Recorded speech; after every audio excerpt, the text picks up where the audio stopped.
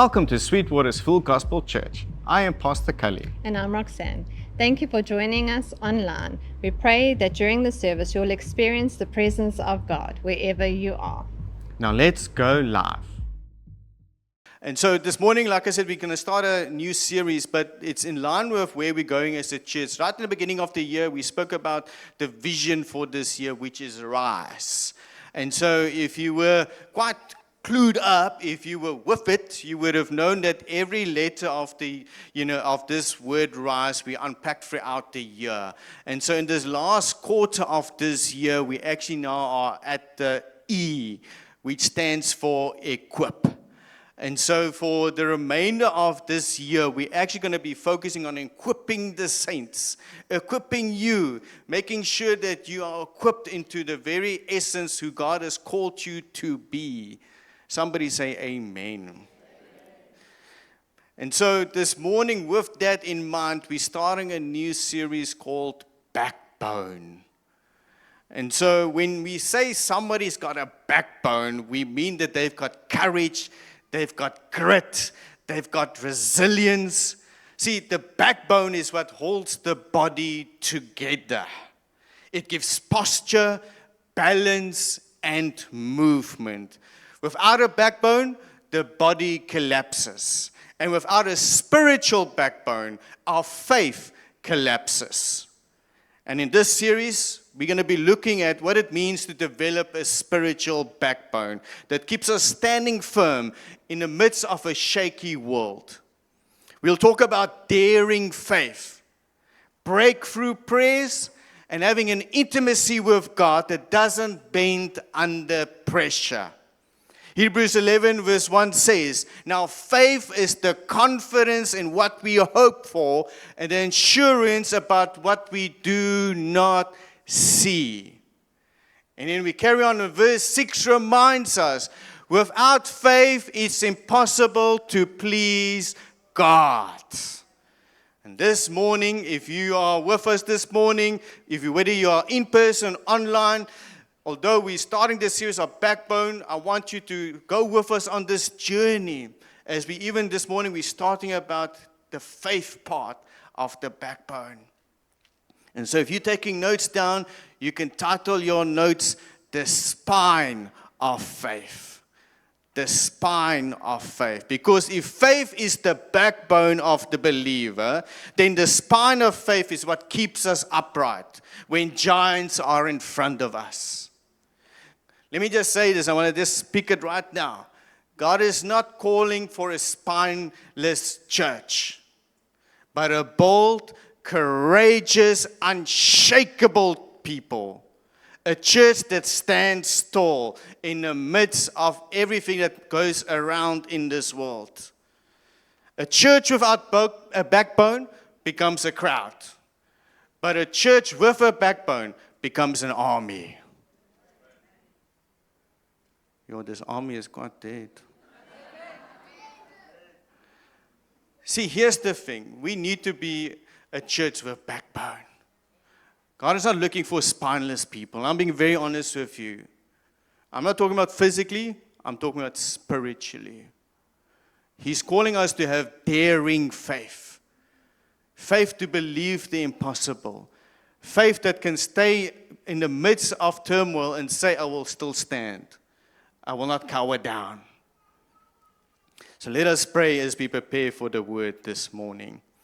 Heavenly Father, Almighty God, and can we come before you, Lord, and we thank you, Lord, for your grace, your mercy, and your word. I pray, oh God, that you would just open your word into our hearts and into our minds, oh God, and our ears will be receptive, Lord God, to hear what you are calling us for. I pray, God, as always, your servant will decrease and you will increase. In Jesus' mighty and powerful name, amen and amen. Turn with me to our foundational scripture for today. If you have your Bibles, you can turn with me. You can turn with me to the book of Numbers. We're going to go old school this morning. So Numbers 13, verses 26 to 33. And I'm reading from an NIV version, and it goes as following. They came back to Moses and Aaron and the whole Israelite community at Kadesh in the desert of Paran. There they reported to them and to the whole assembly and showed them the fruit of the land. They gave Moses this account. We went into the land to which you sent us, and it does flow with milk and honey. Here is its fruit. And then verse 28 starts with that we don't always like. But the people who live there are powerful, and the cities are fortified and very large. We even saw descendants of Anak there. The Amalekites live in Negev. The Hittites, Jebusites, Amorites live in the hill country. And the Canaanites live near the sea and along the Jordan. And then Caleb silenced the people before Moses and says, we should go up and take possession of the land, for we can certainly do it. But, the second but, the men who had gone up with him said, we can't attack those people. They are stronger than we are. And then they spread among the Israelites a bad report about the land they had explored. They said, the land we explored devours those living in it. All the people we saw there are of great size. We saw the Nephilim there. The descendants of Anak came from Nephilim. We seemed like grasshoppers in our own eyes, and we looked the same to them. See, here's the thing. Victory starts in the eyes before it goes into the battlefield. Victory will always start in the eyes before we even enter into the battlefield. And our walk of faith, our walk in our spiritual journey with God is the same also. Because the spine of faith begins with vision. And so the first point, or the first vertebra, if you want to bring it down to that, is this: the eye of the spine. The eye of the spine. Numbers 13, 27, 28 says, they gave Moses this account. We went into the land to which you send us, and it does flow with milk and honey. Here is its fruit, but the people who live there are powerful, and the cities are fortified and very large. We even saw descendants of Anak there. See, just to give you a background story, so Israelite people, the nation of Israel, moved out of Egypt, and they now moving into what God has promised them, the promised land, a place where they will actually flourish, where they actually be called the people of God, in a place that is called by God for them, that He already dedicated for them. And yet, when Moses sent out 12 spies to go and just do some research, some reconnaissance of what the land looks like, because God spoke to Moses and says, there's a land there, and it's full of milk and honey, and it's got fruit. It is beautiful there. And so they send out 12 spies to look at this land. And so the 12 spies went and they did a reconnaissance, and they came back even with some proof of what the land looks like. But these 12 spies have different reports. Because think about it, 12 spies looked at the same land. 10 of those spies, the same land that Joshua and Caleb saw, 10 of them, they saw from a different lens, a different filter. The 10 spies replied and says, these cities are fortified and very large. They saw giants, while Caleb and Joshua saw grapes and opportunity. Their focus was on the giants instead of the produce.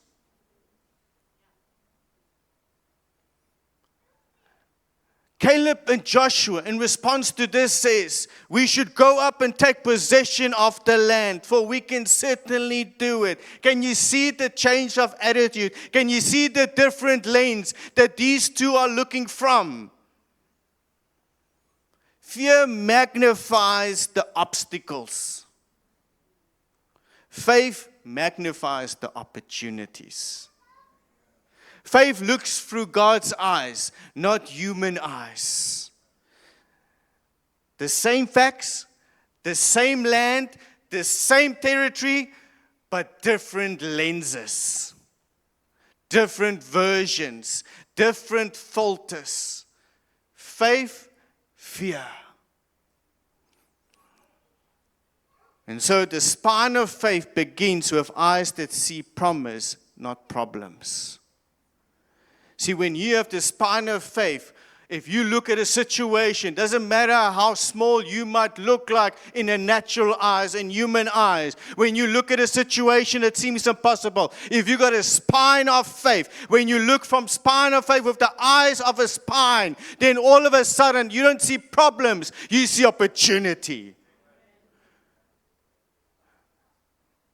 Because there might be a lot of problems that you might be facing. Each and every one of us face giants in some way, in some place in our lives. But do we really see giants, or do we see an opportunity how to slay a giant? And this is the thing, because faith doesn't deny the obstacles. The obstacles are real. They're not an illusion. They are there. They're real. But faith doesn't deny the obstacle. What it does do is, faith magnifies the opportunity, but it also redefines in the light of God's power. So it sees the obstacle, but I don't look through the obstacle in a lens of fear. I see it through I see it through the eyes of who God is in my life. Because if you know who you are and who God is in you and through you, you will see every problem as an opportunity instead of just cowering down.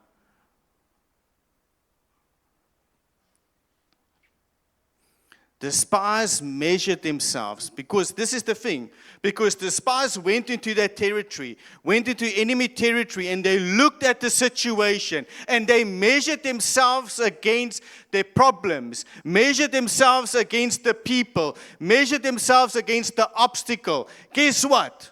What Caleb and Joshua did, in contrary to that, the opposite of that is, you don't measure yourself to the obstacle, you measure God to the obstacle. You don't go to the giant and say, I will do this in my own power, in my own opportunity, and I'll just sort this out. You don't do that. You do it in the strength that God gives you. Because we spoke about this, and I will continue to, if you were on our Wednesday online prayer, we speak about a mountain-moving God. We even sang this in our worship. Because he is in the business of moving mountains. He is in the business of slaying giants. He is in the business of breaking down barriers and walls. He is in the business of breaking down fortified places. And so we need to take the lens from seeing it from just an obstacle and measuring ourselves against the obstacle and actually saying, this obstacle is too small for my God.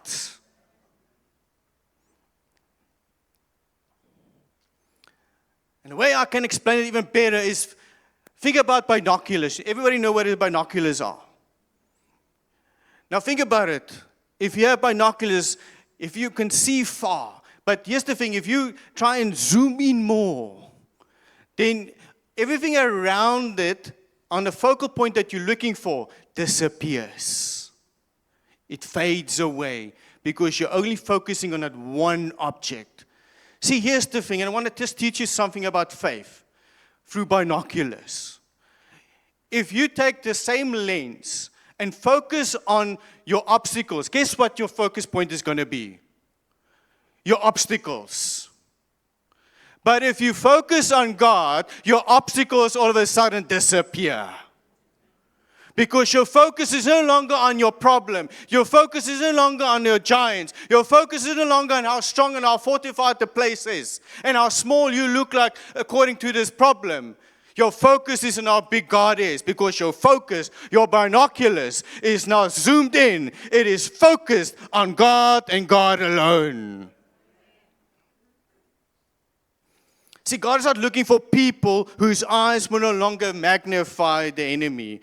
He will have the eye of the spine, eyes that see promise where others see pain, eyes that see opportunity where others see opposition. Joshua and Caleb didn't just see differently, they stood differently. Because vision without a backbone collapses. The spies with fear saw giants and bent low. Joshua and Caleb saw God and they stood tall. That's the second vertebra of the backbone of faith, the strength of the spine. Go with me to Numbers 13, verses 31 to 33. But the men who had gone up with him said, and these are the 10 spies now, we can't attack those people. They are stronger than we are. And they spread among the Israelites a bad report about the land they had explored. They said, the land we explored devours those living in it. All the people we saw there are of great size. We saw the Nephilim there. The descendants of Anak came from the Nephilim. We seemed like grasshoppers in their eyes. And we looked the same to them. See, the 10 spies bowed down to fear. They said, we seemed like grasshoppers in our own eyes. And we looked the same to them. Here's the crazy thing. They reduced themselves in size to the size of insects. They reduced themselves to insects. Not victorious people that God has called, but insects in their own imagination. Get this. The enemy didn't say anything to them. Nothing. That's them speaking about themselves in that way. To say, we are so small. We are grasshoppers. Shame. See, fear is faith in the wrong direction. Fear is faith in the wrong direction.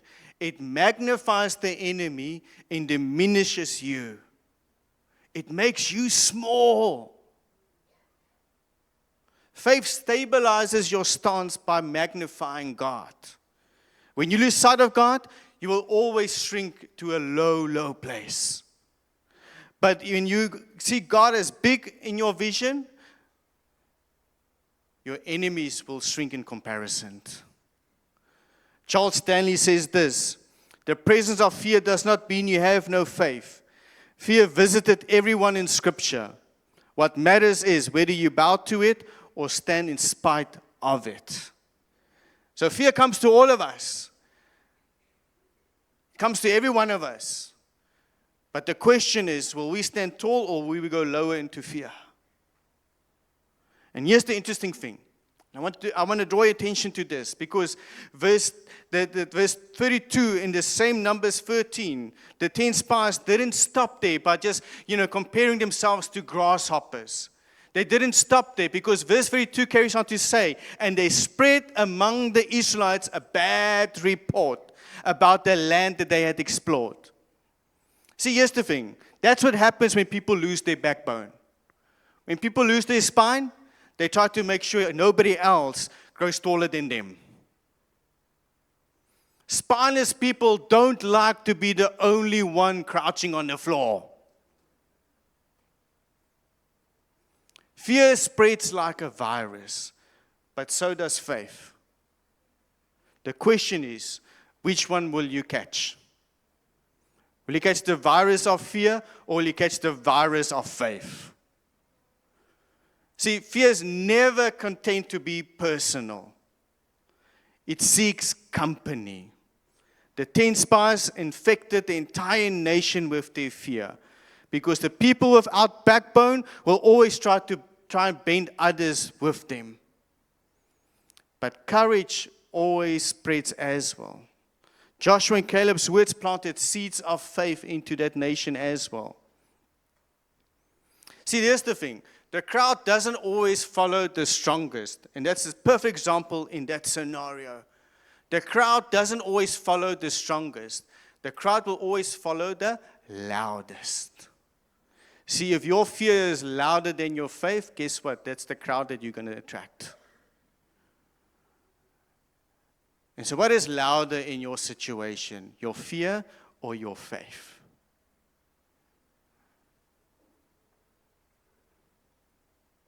See, here's the thing. In the end, Caleb and Joshua, they're the ones who crossed over to the promised land.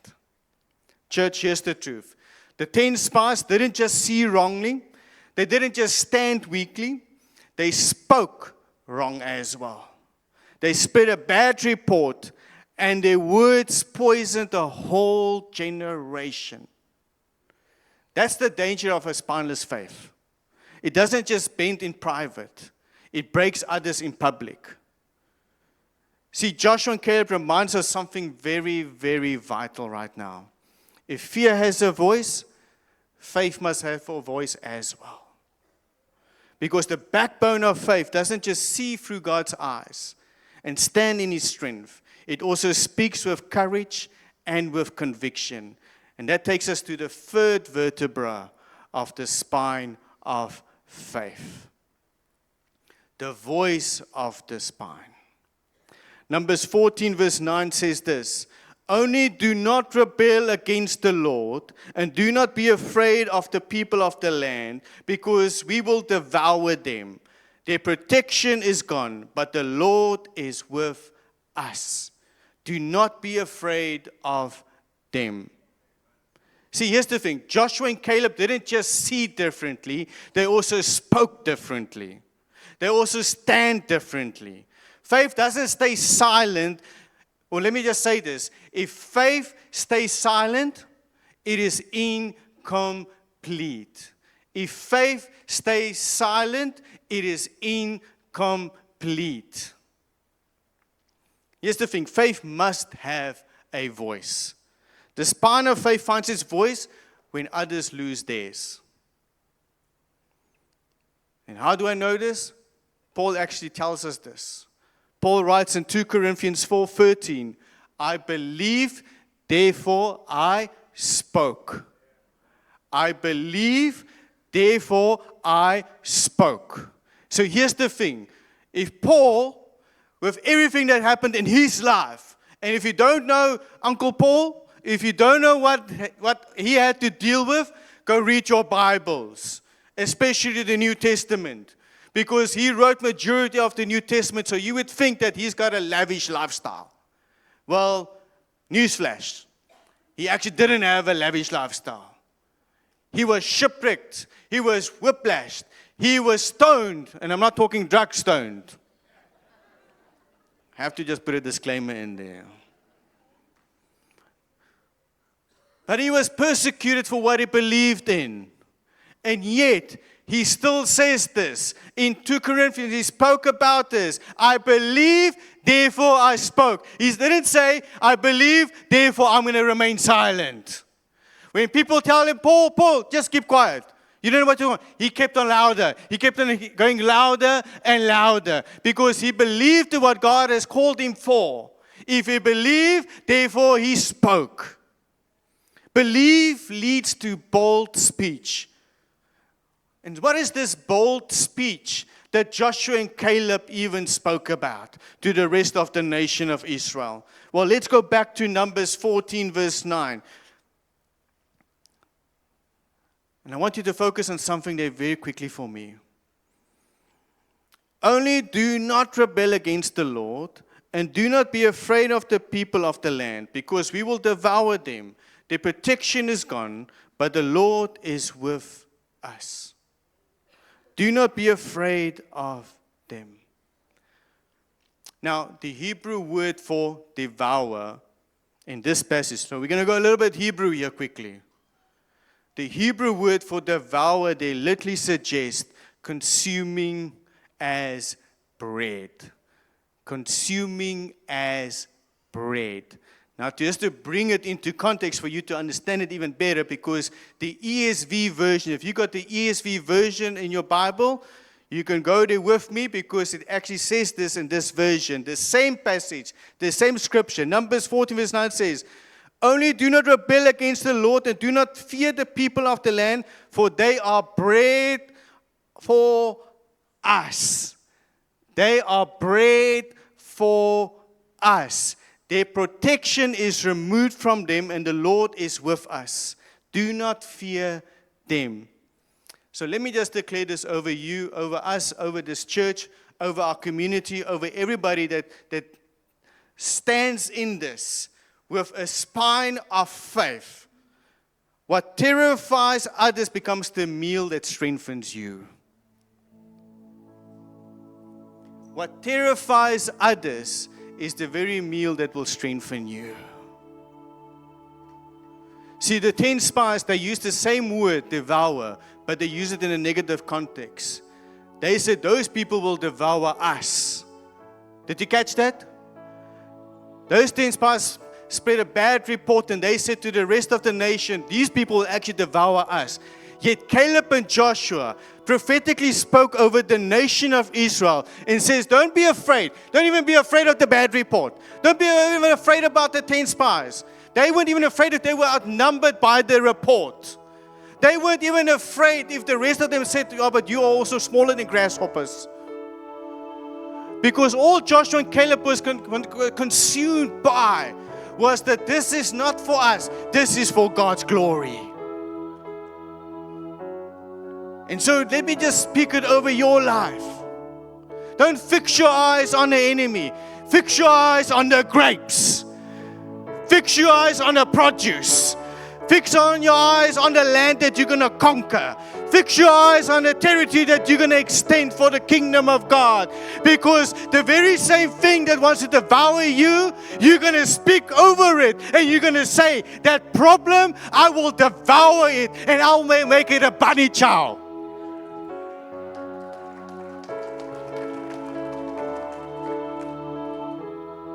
Because here's the thing. We look so at our problems and we're like, oh, I don't know. And have you noticed when you are fearful, you don't want to chow?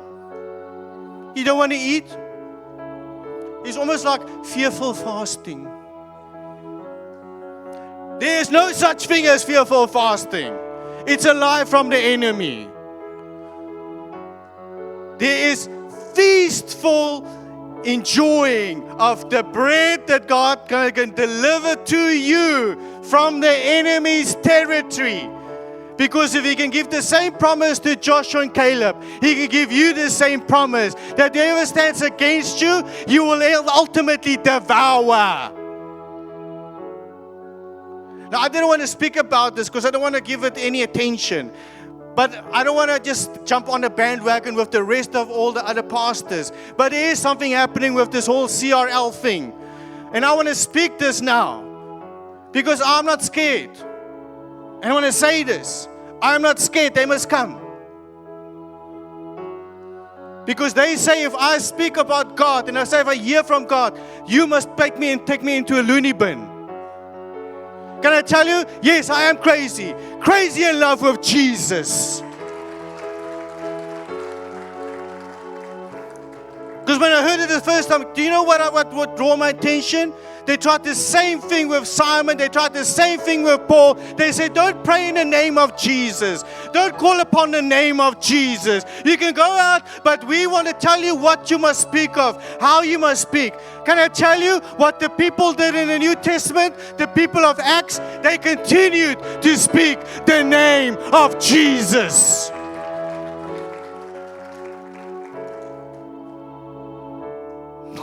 You can take me to prison, I'll start a prison ministry. Because here's the thing, if we're going to not have spine, then what are we then? Then we're just hosting meetings. Then we're just a club. But I believe in a faith, daring faith. To dare those who do not believe to come to this place and experience the presence of God, that when they walk in here, they will not walk out the same. I believe in a miraculous working God, the healing God, the breakthrough God, the God that can still perform, the God can still do miracles, He can still deliver, He can still break chains, He can still break bondages, and nobody, and I say nobody, will stop me preaching the Word of God. Because the Word doesn't need a fearful voice. It needs a church with backbone. A church that sees through God's eyes, stands in His strength, and speaks with His voice. So rise up, church. Rise up, street waters. Stand to your feet. Let the spine of faith come Because this is how I fight my battles. This is how I fight my battles. This is how we fight our battles. This is how I fight my battle. This is how I fight my battle. This is how I fight my battle. This is how I fight my battle. This is how I fight my battle. This is how I fight my battle. This is how I fight my battle. It may look like I'm surrounded, but I'm surrounded by you. It may look like I'm surrounded, but I'm surrounded by you. It may look like I'm surrounded, but I'm surrounded by you. It may look like I'm surrounded, but I'm surrounded by you. This is how I fight my battle. This is how I fight my battle. This is how I fight my battle. This is how I fight my battle. This is how I fight my battle. This is how I fight my battle. This is how I fight my battle. This is how I fight my battle.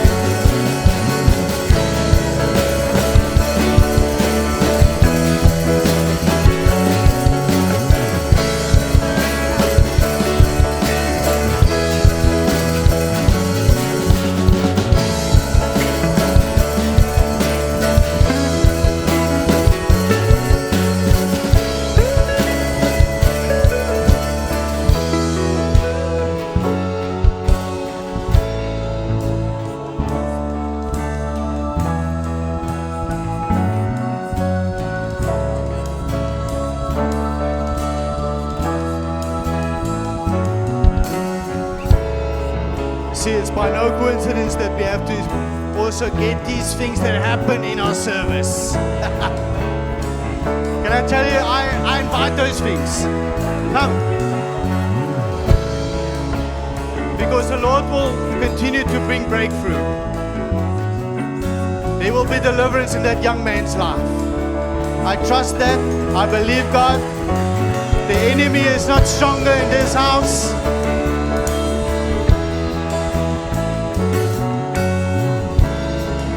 And so this morning, before we close this service, we're going to even go to the Lord's table this morning.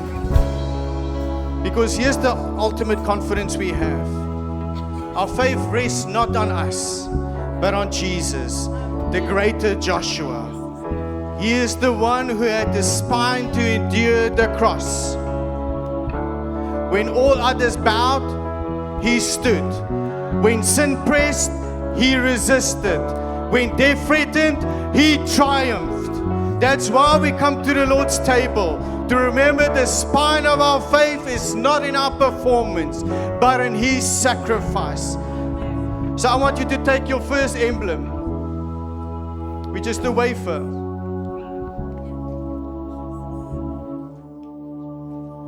And I want you to repeat after me. Thank you, Father, for the gift of your Son. By the stripes that fell on his back, my body is healed from the crown of my head to the very soles of my feet. Every cell, every organ, every function of my body is healed, restored, and renewed. In Jesus' name, I believe and I receive.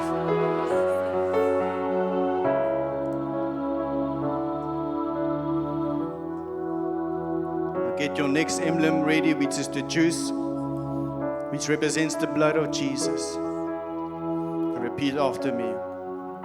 Lord Jesus, I thank you for your precious blood. Your sin-free, disease-free, poverty-free life is in your blood. And your shed blood has removed every sin from my life. Through your blood, I am forgiven of all my sins, past, present, and future and made completely righteous. Today I celebrate and partake of the inheritance, which is preservation, healing, wholeness, and provision. Thank you, Lord Jesus, for loving me. Amen.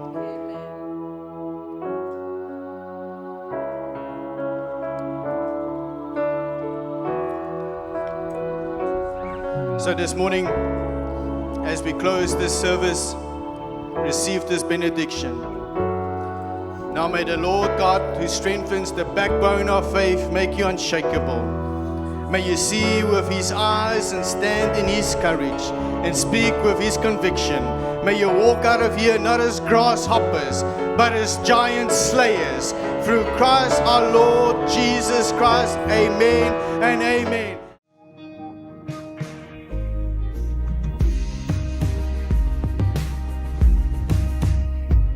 Thank you for watching till the end. If you were impacted by the service, please share it with someone else, like our page, and subscribe so that you'll get notifications of our upcoming services and events. May you be blessed as you journey with Jesus.